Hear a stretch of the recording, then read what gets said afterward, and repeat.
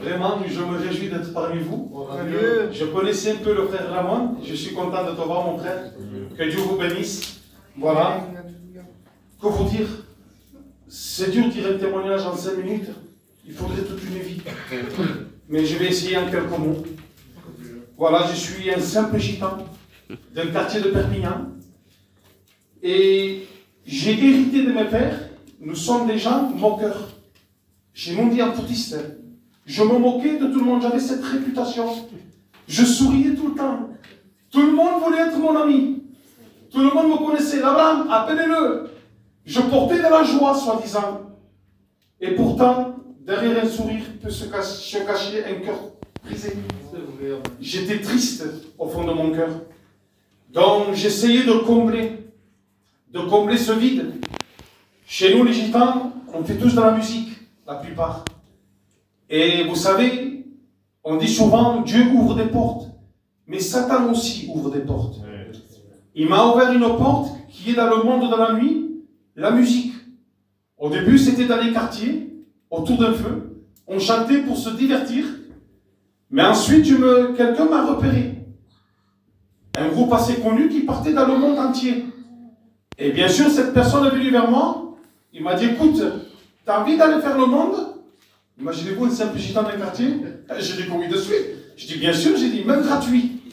Il m'a dit, écoute, tu vas venir avec nous et on va partir dans le monde. On va te faire découvrir c'est quoi la vraie musique. Bien sûr, imaginez-vous, je suis allé voir mon père. Je lui disais, pas, ça y est, mon rêve d'enfance se réalise. Je lui disais à mon père, pas, je veux devenir quelqu'un. Je vais me faire un nom. Je t'apporterai de l'argent. Je croyais que pour moi, excusez-moi de nous, mais c'était le jackpot. Mais en vérité, je ne savais pas que c'était la ruine. Bien sûr, cela a duré un temps. Au début, bien sûr, imaginez, si on vous dit que le monde n'est pas beau, c'est faux. Le monde est beau. Le monde brille. Le monde, il y a des belles choses à découvrir. Mais j'en ai fait l'expérience. Le monde reprend. Il vous prend tout. Il m'avait pris l'amour de mes enfants. La chose la plus précieuse qu'un homme peut avoir, c'est ses enfants. J'aimais plus être un compagnon de mes enfants. Lorsque je rentrais, je voyais mes enfants. J'étais mal. Ma compagne me portait regresse. Elle me fatiguait. Je supportais plus ma famille. C'était le péché. Bien sûr que on m'a proposé d'aller dans les Amériques latines. On m'a dit, Abraham, on va aller à Cuba. Imaginez-vous, je ne touchais plus le sol, j'étais content.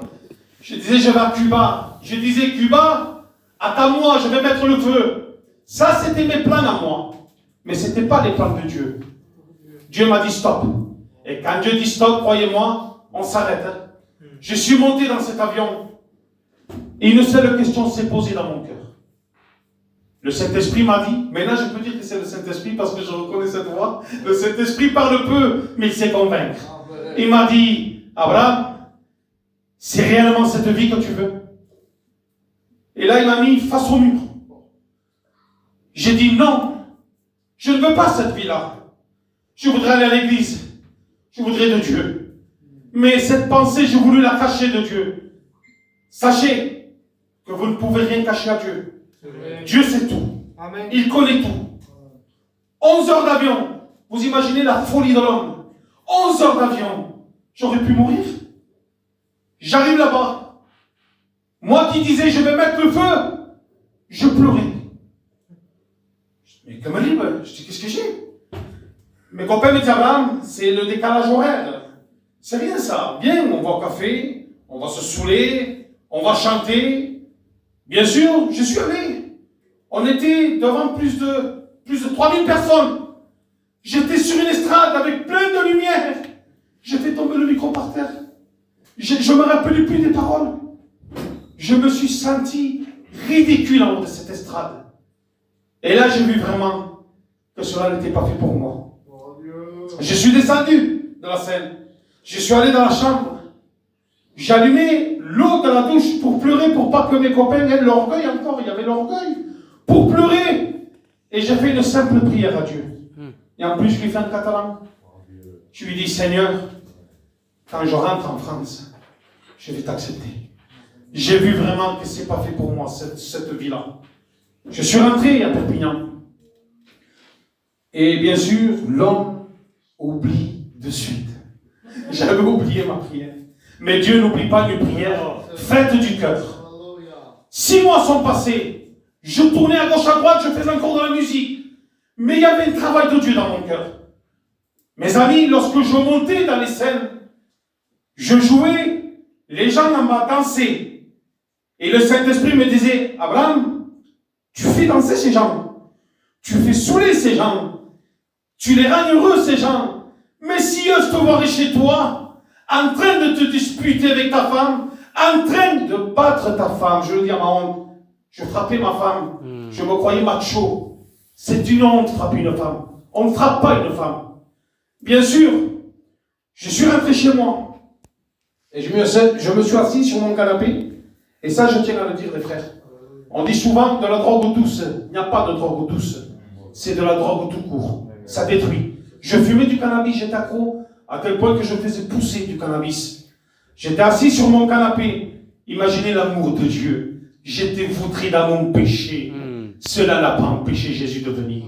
Et là, le Saint-Esprit m'a dit, Abraham, il y a 6 mois de cela, tu m'as dit que tu m'accepterais. Abraham, c'est ce soir. Je dis, Seigneur, ce soir? Mais je suis en train de me droguer quand ce soir? Les plans de Dieu. Je me suis levé, je vous promets. Quand je me suis levé pour aller jusqu'à la chambre, je me tenais avec les murs, je tâtonnais. J'avais dû me donner tellement que j'étais drogué. Et là, je m'assois au bord de mon lit. J'étais brisé par le péché. Et là, cette voix me dit, ouvre la Bible. Il y avait une Bible sur le chevet. Je ne voulais pas l'ouvrir, la Bible. Je vous promets que la Bible est réelle. Lisez votre Bible, je vous promets, lisez la Bible. Et là, j'ai dit, Seigneur, je suis une drogate. Je te respecte, moi, je suis gitan. Je n'ouvre pas la Bible. Je croyais respecter Dieu, quelle folie. Et là, le Saint-Esprit me dit, ouvre la Bible, ce soir je te parle. J'ai ouvert la Bible. On ne peut pas résister à Dieu. J'ai ouvert la Bible, je ne voyais pas, c'était nuit, j'étais drogué. Je sais que les frères vont me croire. La Bible, elle est devenue comme une lumière. Je ne sais pas pourquoi, comment, c'était tout éteint. La parole, elle est sortie. Et c'est ce texte-là. L'ange de l'Éternel lui dit à Marie, l'enfant que tu portes sera le libérateur du peuple juif. Juste 2 phrases. Et m'a pénétré. J'ai senti la parole rentrer à moi. Je me suis senti pécheur. Je me suis senti perdu. J'ai compris. Je ne sais pas comment dire. C'est là le plus difficile. À une fraction de seconde, qu'il y avait un Dieu, mais qu'il y avait aussi un jugement pour moi. Que j'allais à l'enfer, j'étais perdu. Et là, j'ai dit, je me suis mis à prier. Et là, je dis, Seigneur, je suis perdu. Comment je fais, Seigneur? Et là, je ne savais pas, il n'y avait plus d'espoir pour moi. Et là, Jésus, alléluia, Jésus, il m'a dit, ce soir, je te sauve. Ce soir, je te pardonne. Je vous promets. La Jennifer, elle ne comprenait pas. Ma femme, je tiens à le dire, c'est une Française, une païenne. Elle était athée. Elle me dit, qu'est-ce qu'il y a? Arrête, tout le bâtiment voulait me tuer. J'avais réveillé tout le monde à 3 h du matin. C'était le 23 mars, 1h30 du matin. Je me rappelle de cette date. Parce que cette date, c'est la date où j'ai rencontré mon Sauveur. Et là, je criais. Je pouvais que dire Jésus, Jésus, Jésus. Et elle me disait, quoi? Lequel de Jésus? Il est où? Il croyait que j'appelais quelqu'un. Je lui dis, non, tu ne peux pas comprendre. Jésus, il est vivant. Jésus, il m'a sauvé. Je disais à ma compagne, je ne te frapperai plus. Plus jamais je te frappe. Je lui demandais pardon à genoux. Chez nous, les gitans, nous sommes orgueilleux, on ne demande pas pardon aux femmes. Je pleurais à genoux devant ma femme. Bien sûr, il y a eu un travail du Saint-Esprit. J'ai tout arrêté. Ce n'est pas un effort, c'est par amour. Lorsqu'on comprend que Jésus a été 6 heures sur cette croix, il a agonisé pour nous. Nous le faisons par amour. J'ai tout arrêté. Et bien sûr, après, j'avais ma compagne. Frère, elle me persécutait. Après, c'était elle. Parce qu'elle me disait, je te quitte. Je veux que tu m'amènes dans les concerts. Je veux que tu ailles gagner des sous. Comment faire, Seigneur? Et là, Jésus, c'est comme s'il m'a dit, pousse-toi là. Je prends la relève moi. Il sait comment quelqu'un brille. Moi et mon foyer, on y appartient. Ça fait 3 ans. Je vous promets, j'ai plus de sous. Je n'ai pas de sous, mais j'ai la paix. J'ai une joie. Acceptez Jésus, je vous en supplie. Que Dieu vous bénisse.